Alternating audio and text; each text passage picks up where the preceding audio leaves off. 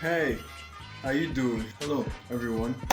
I am Rolf, and it has been a long while since I made a video like this. You know, literally kind of like the first style of like videos or content that I used to make before I switched up to gaming. It's basically just me talking about random shit and then slapping memes onto the videos. Yeah, I really don't know how to start this video, man. I don't know how to work this thing anymore. But I hope everybody's well. Oh, my chair is not good. Okay, I have to be careful with this so I don't like lean all the way back and then fall down or something. Although that would be like meme worthy or comedy gold. That would be cool though. I won't lie. I'd love to be a meme. Horror games. I don't know if any one of you has been catching up on the channel recently or in the past year or so. I've been playing games, playing horror games. And horror game logic, horror game characters have to be one of the they are band for band, like on par with horror movie characters. Because in horror movies, well, you know horror movie shenanigans, the characters always gotta explore. In the horror game, you can just pull up to this old abandoned house. You have the option to go back, bro. The character still decides to explore, right? Horror movie characters have the worst survival instincts. And I realized I said horror movies, but it also relates to horror games. Which reminds me, I started a podcast recently with a friend. I'll leave a link in the description below. Let me hit you with this little clip right here. This my guy. You can bust the nuts without even touching his nuts. Yes, yeah, he actually said that. Not gonna lie. And he also said this. Just imagine the worst case you can imagine. Then put it about 5 bars. Well, let's keep on talking about the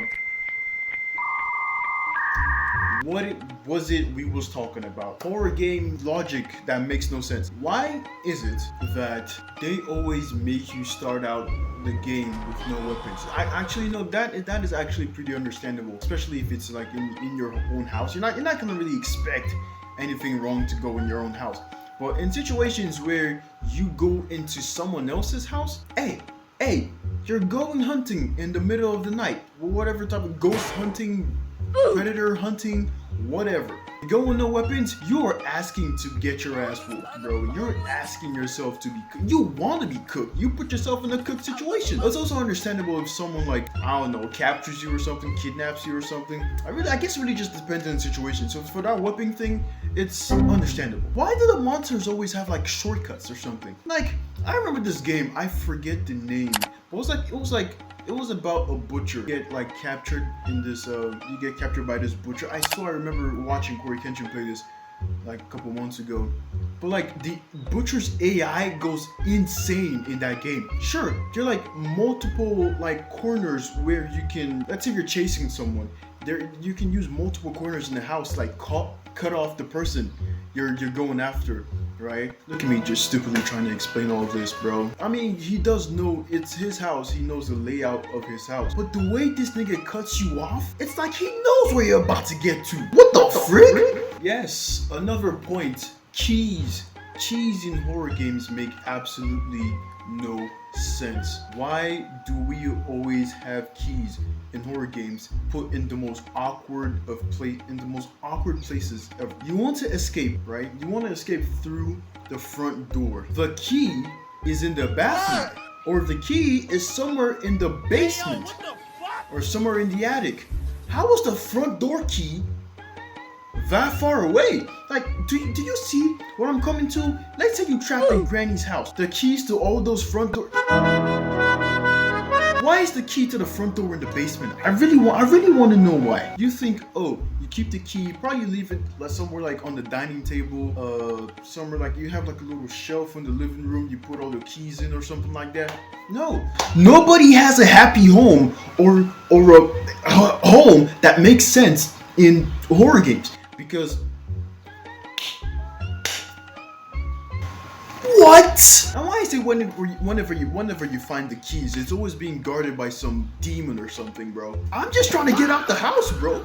Please. It's how you always find keys in the most random of places. I think I've said that before. A key to probably the medicine cabinet or like a little drawer in the bathroom is all the way in the kitchen. And why is it I have to stick my hand into this dirty ass sink just to pick up a key that opens a drawer somewhere in the basement? How did the key even get there? Oh, another thing I like to talk about horror games.